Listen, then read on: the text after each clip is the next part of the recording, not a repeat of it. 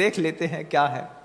तो ऐसी संस्कृति हो गई है कि इस संस्कृति में शादी से पहले लड़के और लड़कियों की मानसिकता बन गई है, हम भी कमाते हैं, वो भी कमाता है, बनी तो ठीक, नहीं बनी तो छोड़ने में ज्यादा दिक्कत नहीं है, छोड़ देंगे।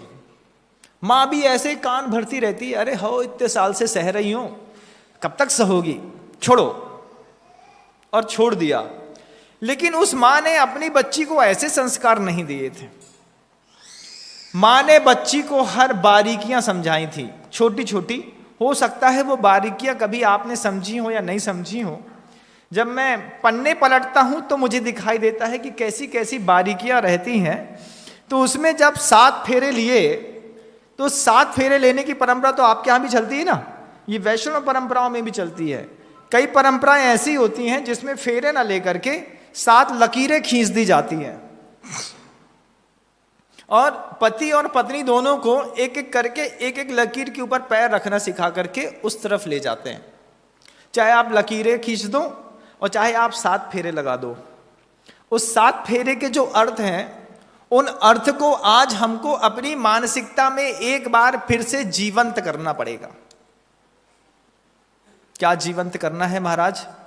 क्योंकि अभी बहुत सारी कन्याएं ऐसी हैं जिनका विवाह होने वाला है, बहुत सारी कन्याएं ऐसी हैं जो अभी अभी विवाहित हो गई हैं, बहुत सारे दंपति ऐसे हैं जिनके जीवन के 2-4 वर्ष हुए हैं और उनके घर के अंदर तलाक का वातावरण बनने लगा है।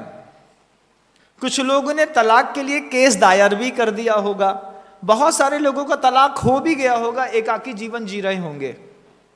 ऐसी कितनी घटनाएं हैं, उसमें पुरुष का बहुत कम बिगड़ता है, अधिकतर बिगड़ता है महिला का। तलाक होने के बाद ऐसी स्थिति रहती बंधु, मां अपने घर में रखना नहीं चाहती, भाई अपने घर में रखना नहीं चाहता और उसको कहीं जगह मिलती नहीं। शुरुआत में वही मां कहती है अरे छोड़ दो हम संभाल लेंगे, बाद में कहती है महाराज कैसे पाप कर्म का उदय था, जीवन भर के लाने को घर में ढोने पड़ रहा है। तो वही मां कहती है मर जाए तो ही अच्छी, घर में तो न रहे। जिसने पैदा किया है उसके अंदर के ये विचार हैं आज की संस्कृति में भी।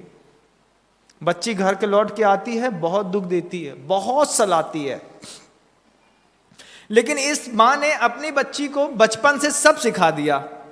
अब शादी के समय मां और वो जो ज्योतिषाचार्य थे, पुरोहित थे, वो पुरोहित विवाह के उस फेरे के वक्त उस कन्या को सिखा रहे थे, बता रहे थे कि बेटा ये जो पहला फेरा है ये ऐश्वर्य के लिए है। ऐश्वर्य क्या नाम है? कि तुम्हारे कारण जिस कुल में तुम जा रही हो उसका पूरा बहुमान बढ़ा रहे, बढ़ता रहे। एक साथ दोनों के कदम उठते हैं। दोनों के कदम उठने का मतलब पति की भी जवाबदारी रहती है कि मैं जिस पत्नी को लाया हूं उस पत्नी के घर का ऐश्वर्य भी बना रहे, और पत्नी की जवाबदारी भी है जिस घर में आई हूं इसके घर का पूरा ऐश्वर्य, इनकी जो ख्याति है, इसकी जो कीर्ति है, ये बनी रहे।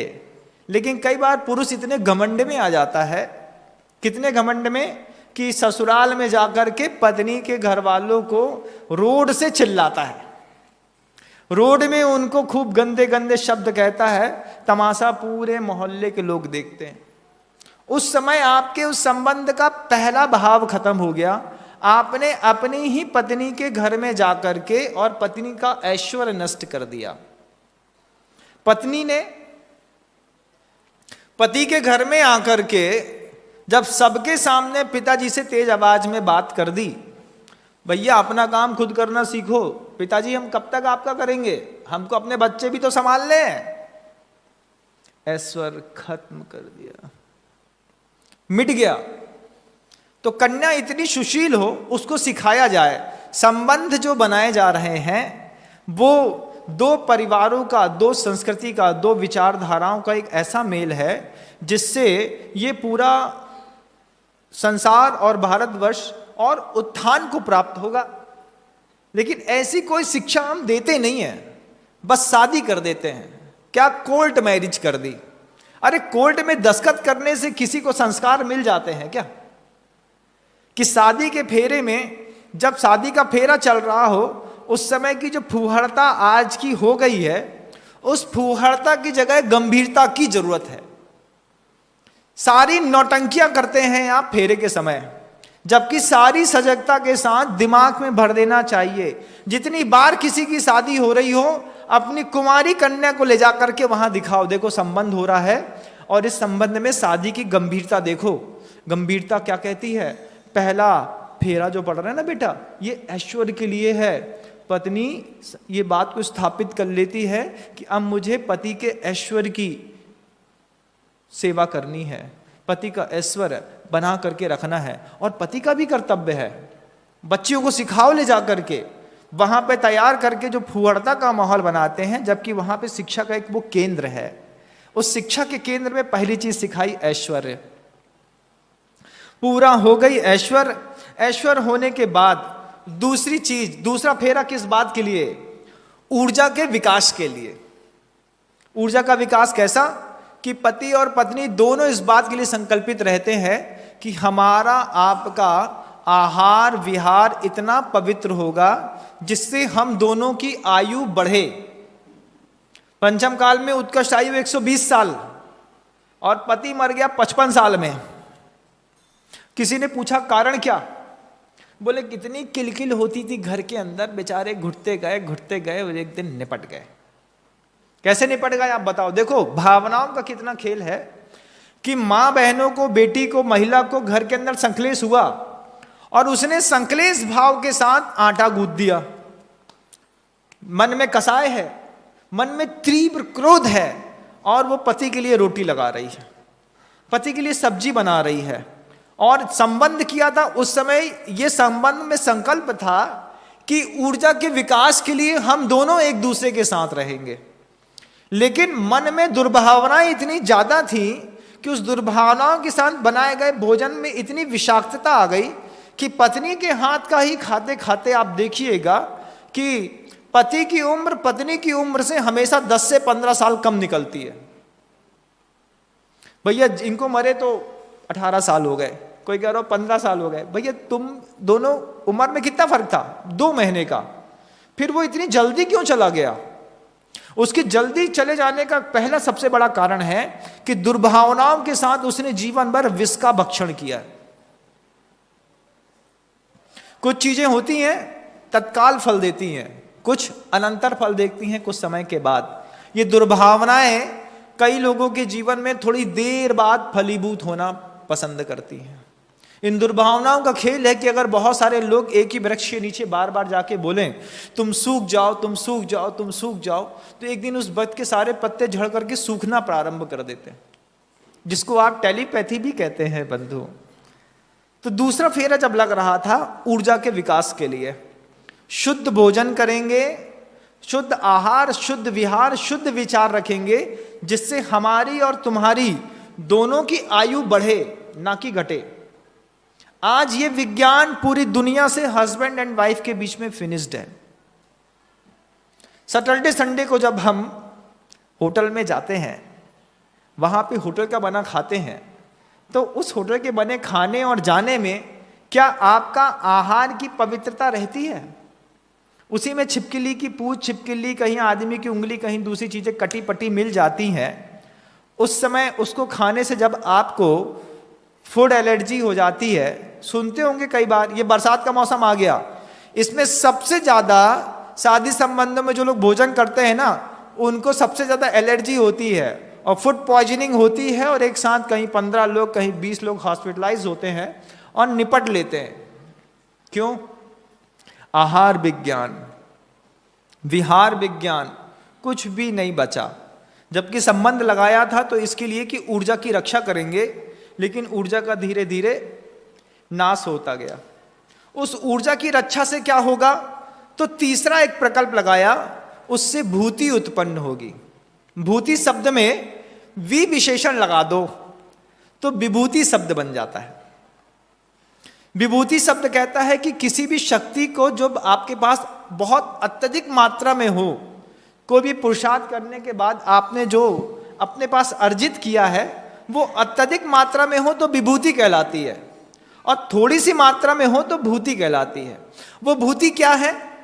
वो भूति है कि हम अपनी ऊर्जा के माध्यम से घर के अंदर जेवर है, धन है, संपदा है, संपत्ति है, इसको एकत्रित करेंगे जिसके माध्यम से हम और तुम दोनों सुख से रह सके।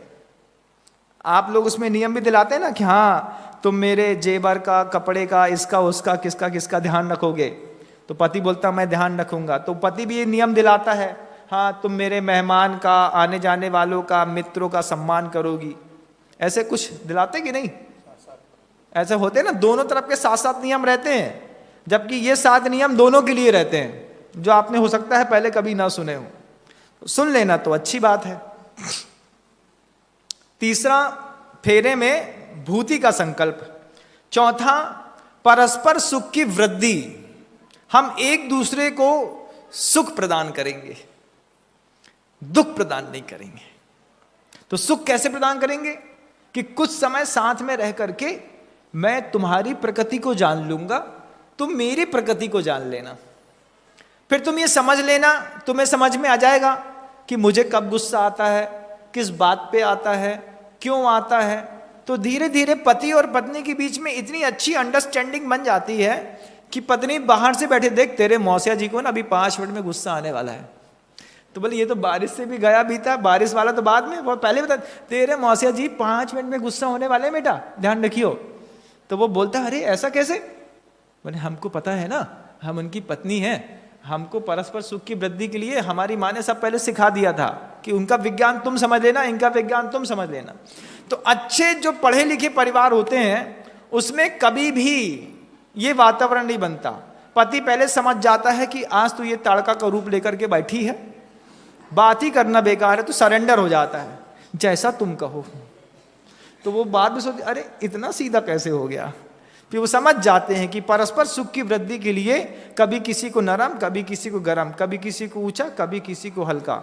लेकिन इन दोनों के बीच में जब अहंकार टकरा जाता है सीधा सीधा, तो ये परस्पर सुख की वृद्धि का कारण न बन के दुख की वृद्धि का कारण बन जाता है। फलता क्या होता है? ये लड़की बोलती है सुनो हम भी उतना ही कमाते हैं जितना तुम कमाते हो, दोनों का बराबर बराबर, हम मेहनत ना कर पाएंगे ज्यादा, जो करते मने सो कर लो। पढ़े लिखे दिमाग में देखो कैसा भेजा काम करता है।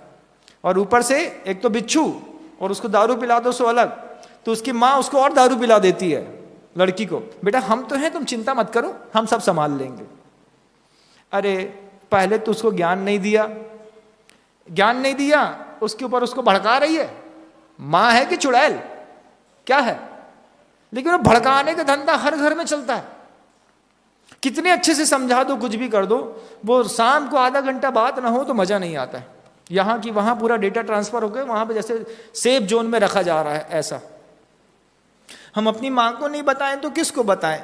अरे भैया अपने पति को बताओ, और वहाँ पे मंदिर में जाते हो तो प्रभु को बताओ, वहाँ बोलो भगवान संसार में फंसे देखो कैसे कैसे दुख उठाने पड़ते हैं, जिसके बारे में मैं इतना अच्छा सोचती थी वो मेरे बारे में ऐसा सोचता है। वहाँ जाकर मंदिर में बोलो भगवान से, तो भगवान तो कुछ वहाँ पे जो सुन रहे हैं असंख्य देवी देवता, वो तुम्हारे सम्यक दर्शन के प्रभाव से हो सकता है तुम्हारे ऊपर कुछ अनुग्रह कर दें। लेकिन माँ तो कोई अनुग्रह करने वाली नहीं है। कौन सी माँ है जिसने बच्चे के फोन पर यह कहा बेटा तुम्हारा परिवार है, तुम ही को संभालना है, यहाँ मत बताया करो, तुम्हारे पापा की तबीयत खराब हो जाती है। ऐसा कौन सी माँ कहती है? हम हैं और पापा को हम समझाते हैं रात में तुम चिंता मत करियो। लंबे संसार का यह सबसे बड़ा कारण है।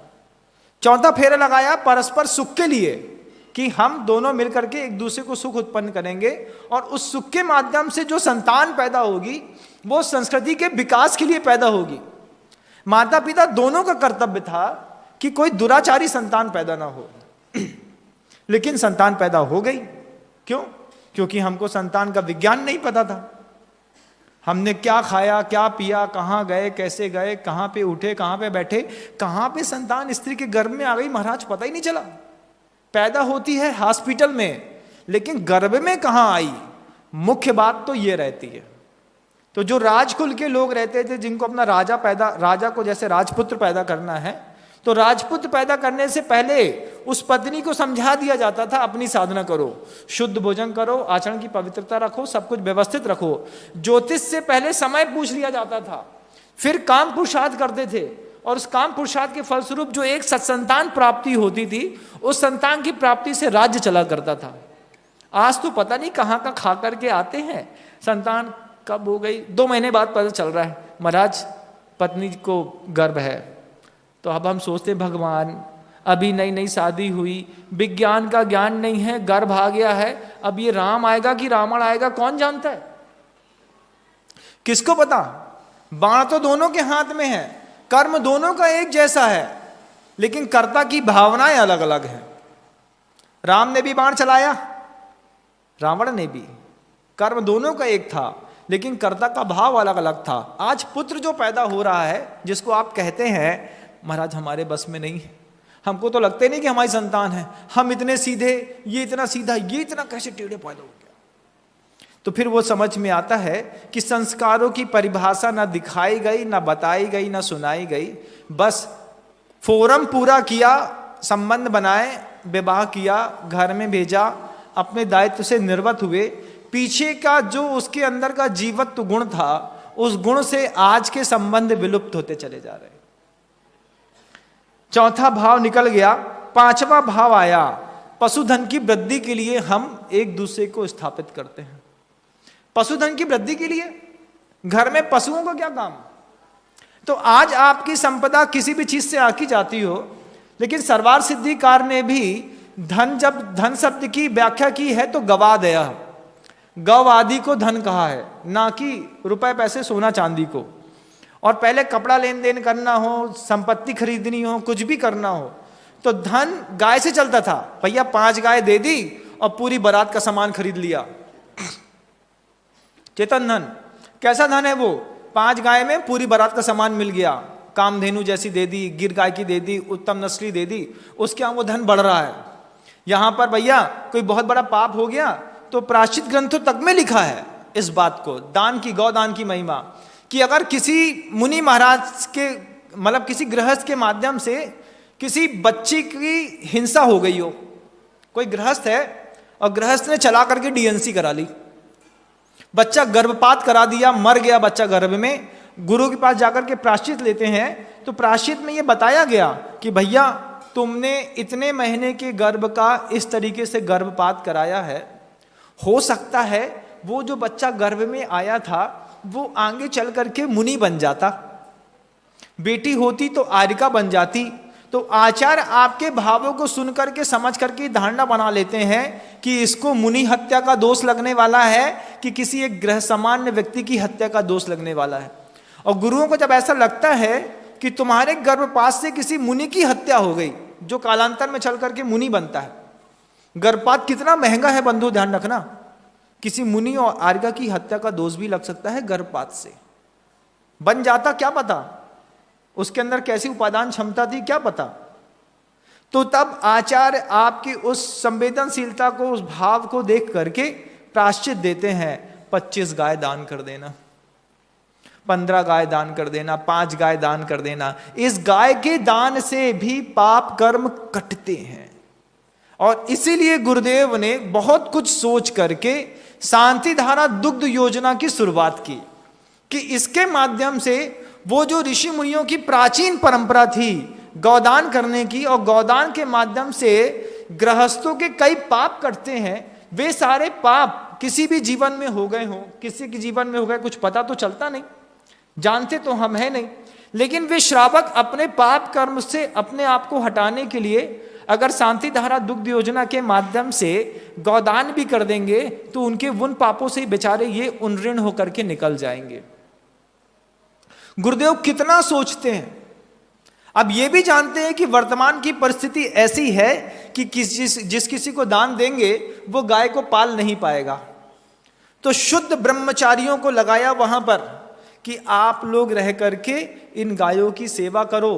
इस गाय की सेवा करने से वे बहुत सारे गृहस्थ जो गाय पाल नहीं पाते लेकिन पाप करते हैं, वो पाप से मुक्त हो जाएंगे। इनकी सेवा करके तुम पाप से मुक्त हो जाओगे, और तुम्हारी सेवा करने से ये जानवर भी पाप मुक्त होकर के धीरे से अपनी यात्रा में निकल जाएंगे। तो उन गायों के बीच में भी सम्यक दर्शन की प्राप्ति हो जाती है। उनको रोज नमोकार मंत्र सुनाया जाता है, शुद्ध छना पानी पिलाया जाता है, प्राकृतिक सौम्य वातावरण में रखा जाता है। आपके एक गाय के दान से, 2 या 5 गाय के दान से कितनी बड़ी वस्तु व्यवस्था संचालित और सुदृढ़ रूप से चल रही है। दूर से देखने पर लगता है कि लीक से हट करके कोई काम किया जा रहा है, लेकिन जब करीब से देखते हैं तो समझ में आता है कि गौदान से कितने बड़े पाप को हमने काट लिया। हो सकता है आपके गौदान से आप जन्मांतरों में किसी मुनि हत्या के दोष से, मुनि निंदा के दोष से निंदित हुए होंगे, वो पाप इस बार दान देने से कट गया, उनकी रक्षा करने से कट गया। और इसमें भी गुरुदेव तो इतने ऊंचे स्तर पे बैठे हैं कि वो गौदान के लिए भी प्रेरित करते हैं, गौशाला निर्माण के लिए भी प्रेरित करते हैं, गौवध के मांस निर्यात ना हो इसलिए भी सरकार के ऊपर बराबर और निरंतर दबाव बना करके रखते हैं। मांसाहार तो बंद नहीं कर सकते, लेकिन मांस निर्यात ये बंद कर दो। इसके लिए गुरुदेव ने कितना पुरुषार्थ किया है। आज उनका पुरुषार्थ ऐसा फलीभूत हुआ कि आज गुरुदेव के आशीर्वाद से करीब 1500 से ज्यादा गौशालाएं सुरक्षित रूप से चल रही हैं। और एक एक गौशाला में, कई गौशालाएं तो ऐसी हैं जहां 5000 से लेकर के 15-15, 20-20 हजार तक पशु हैं, और वहां पर रह करके वो अपने आप को स्वतंत्र और सुरक्षित महसूस करते हैं। ये सृष्टि का सबसे बड़ा अभयदान है, बहुत बड़ी व्यवस्था है बंधुओं। वो संबंध के साथ बना दी गई पशुधन की वृद्धि के लिए। वृद्धि क्यों करनी है? कभी हो सकता है कोई पाप ऐसा हो जाए जिससे दान देकर के हम पवित्र हो सके। गुरुदेव की वो शांति धारा का जो प्रकल्प था, उस प्रकल्प के पीछे दुनिया को दिखा कि आचार्य श्री दूध डेयरी खोलना चाहते हैं या फिर पनीर बेचना चाहते हैं, घी निकालना चाहते हैं, जबकि शुद्ध आहार और शुद्ध विहार के लिए आपने पहले ही एक परिक्रमा लगाई है गृहस्थ जीवन के लिए। आज आप जो 400-450 रुपए किलो का घी घर के अंदर खाते होंगे, उसमें आधा डालडा, आधी चर्बी और घी का एसेंस रहता है। जब शुद्ध खाओगे और शुद्ध की कीमत पता चलेगी, तब पता चलेगा कि 2-2 हजार रुपए किलो बिकता है। और आपकी ताकत नहीं है, इसलिए वो दिल्ली बंबई से लेकर के विदेश तक बिकता है। बिकता है, कीमत को पता होगा किसी की, तब तो बिकता है। अपनी अपनी धारणाओं का खेल। तो चौथा फेरा लगा दिया आपने परिवार की, पशु की वृद्धि के लिए। उसके बाद 5वां फेरा लगाया सखा भाव के लिए। सखा भाव क्या है? कब तक हम वासना का जीवन जिएंगे, कब तक मैं तुम्हें पति, तुम मुझे पत्नी समझेंगे। एक वक्त जीवन में ऐसा भी आए जब हम एक दूसरे को मित्रवत व्यवहार करें, हम एक दूसरे को भाई और बहन के जैसा व्यवहार करें। महाराज, पत्नी के अंदर बहन की दृष्टि कैसे हो सकती है? तो जिसकी 7 प्रतिमाएं हो जाती हैं, उसको, उसके अंदर, पत्नी के अंदर बहन की दृष्टि आ जाती है बंधु। 7वीं प्रतिमा के व्रत लेने के बाद जब वो अपनी ही स्त्री से ब्रह्मचर्य, कुशील संबंधी चीजों का त्याग करके ब्रह्मचर्य को स्वीकार कर लेता है, तो अपनी पत्नी को बहन के समान मानता है और उसके रक्षण और पोषण की जवाबदारी होती है। और कह देते हैं साफ साफ, कल तक तुम मेरी पत्नी थी, आज मैंने 7 प्रतिमा के व्रत ले लिए, आज से तुम मेरी बहन हो। और इस भाव को स्वीकार करके पत्नी अपने पति के हाथ में राखी बांध देती है कि आज से मैंने तुमको अपना भाई स्वीकार किया, अब तुम मेरी बहन के जैसी रक्षा करना। एक ही जीवन में एक ही स्त्री से इस तरीके के पवित्र संबंध बनाने की कला भी भारतीय संस्कृति में हमको सिखाई गई, लेकिन हम उस भाव से आज भी मुक्त नहीं हो पाए। 80 साल के व्यक्ति से कहो ब्रह्मचर्य का नियम ले लो आजीवन, बोले महाराज जी अभी कृष्ण पक्ष का है और शुक्ल पक्ष की अभी हम साधना कर रहे हैं, धीरे से वो भी हो जाएगा। सुनते हैं तो बहुत शर्म आती है। आप लोग खुद अपने अंतर्मन को टटोलिएगा। 70 साल की उम्र हो गई, 72 साल की उम्र हो गई, क्या आप स्पर्श इंद्रिय के उस भाव से मुक्त हो पाए? आज भी लगता होगा, अरे क्या बताएं। हमने देखे ऐसे लोग जिनकी टांगे दोनों खराब, संलेखना की तैयारी, और आकर के हमसे कहते हैं महाराज किसी को भी देखता हूं तो मुझे लगता है कि वो मेरी तरफ देख रही है। हमने कहा भगवान तुम्हारी 7 प्रतिमा है। बोले महाराज मेरे ऐसे पाप कर्म का उदय है कि मुझे यही लगता है कि 7 प्रतिमा के व्रत हैं, भाव ऐसा पैदा होता है मैं नरक में चला जाऊंगा तो मेरी कैसी दुर्गति होगी। तो गुरुदेव के पास जब लेकर के गए तब उनकी दृष्टि खुली और फिर उन्होंने 27 उपवास के साथ सल्लेखना के व्रत ग्रहण की और अपना समाधि मरण किया। ऐसे भी लोग हैं धरती पर। वो सखा भाव भी पैदा करना। उस सखा भाव के बाद एक और भाव आता है, उस भाव को कहते हैं यहां पर संन्यास भाव, कि मित्रवत व्यवहार करने के बाद धीरे से पति पत्नी आपस में अपने उस उपांत समय को गुजार के जब अंतिम समय की बात आती है तो शारीरिक शक्ति बराबर बनी रहे, 55, 60, 62 साल की उम्र में वो आरिका का आश्रम खोज लेती है। ये यहाँ पर मुनियों की संगति खोज लेते हैं और अपने जीवन को उत्कृष्टता पे ले जाने के लिए पुरुषार्थ करते हैं। उसी गृहस्थों की उत्कृष्टतम पुरुषार्थ की उत्कृष्टता प्राप्त हो, गुरुदेव को कितनी चिंता है, इसलिए अभी उन्होंने तिलवारा घाट में ऐसे 27 गृहस्थों को क्षुल्लक दीक्षा दी। वे सारे के सारे क्षुल्लक कैसे थे? समृद्ध घरों के थे। किसी की उम्र 55 साल, किसी की 60, किसी की 70, किसी की 72। बार बार आते गुरुदेव से निवेदन करते, भगवान आपके आशीर्वाद से मैंने दाम्पत्य जीवन के उस पड़ाव तक पहुंच गया हूं कि उस पड़ाव तक पहुंचने के बाद अब घर में रहना ठीक नहीं है, प्रतिष्ठा खराब होती है, आप समझाइए क्या करना। गुरुदेव ने खूब चिंतन किया तो नेमावर में 9-10 क्षुल्लकों को दीक्षा दी और यहाँ पर 27-28 क्षुल्लकों को दीक्षा दी। और इतना ही नहीं, महाराज हमें क्षुल्लक दीक्षा तो दे दी, अब इनका क्या होगा, तो माँ बहनों का क्या होगा। इसलिए उनको 10-10 प्रतिमाओं के व्रत देकर के आज ब्राह्मी आश्रम की पुनः गुरुदेव ने ऐसी स्थापना की है जहाँ पर 60-65 साल की उम्र से ऊपर होने वाली माँ बहनें निर्दोषता पूर्वक संयम को ग्रहण करके आचरण की पवित्रता के साथ, आहार की पवित्रता के साथ, विचार की पवित्रता के साथ अपनी संलेखना की तैयारी करके अपने उस दाम्पत्य जीवन के अंतिम फल को भोगने के लिए तैयारी कर रही हैं। क्या अनुकंपा है आप देखिए। और ये अनुकंपा अपने आप नहीं हो जाती। जब इतने महान आचार्य हमारे बीच में होते हैं तब जाकर के वो हमारे लिए वस्तु व्यवस्था को बनाते हैं। उनके अंदर सामर्थ्य है, हमारे अंदर तो कोई सामर्थ्य ही नहीं है। हमारे अंदर क्या सामर्थ्य है बताओ? आपके अंदर की क्या सामर्थ्य है? आप क्या इतने लोगों की गृहस्थों की संयोजना कर सकते हैं? नहीं कर सकते महाराज। संस्कृति के प्रत्येक उत्थान करने वाले कार्यक्रमों में अगर समृद्ध तपस्वी और पवित्र आचार्यों का आशीर्वाद और अनुकंपा ना हो, इस सृष्टि पर संस्कृति टिक नहीं सकती। टिका के रखा संन्यास भाव। संन्यास भाव के बाद अंतिम भाव जो प्राप्त होता है वो होता है आत्म भाव। उस आत्म भाव के लिए भी जो पुरुषार्थ किया जाता है वो अनिवर्चनीय है बंधुओं।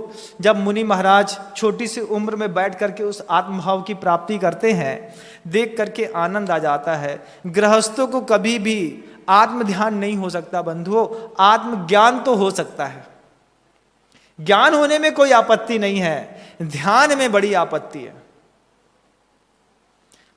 ग्रंथों के माध्यम से आप पता कर सकते हैं आत्मा का स्वरूप क्या है, आत्मा कैसी होती है, उसके अंदर कैसे विशुद्धि परिणाम बनते हैं। जानकारी होना अलग बात और उससे अनुभूति का परिचय होना अलग बात।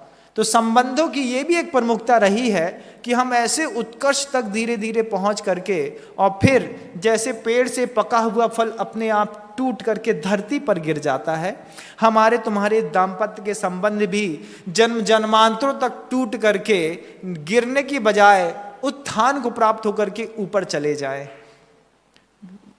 दाम्पत्य का फल कभी भी नीचे गिरने के लिए प्रेरित नहीं करता, वो हमेशा ऊपर उठाता है। जिसको गुरुदेव कहते हैं दाम्पत्य वह जीवन है जो परंपरा से मोक्ष की प्राप्ति अवश्य कराता है।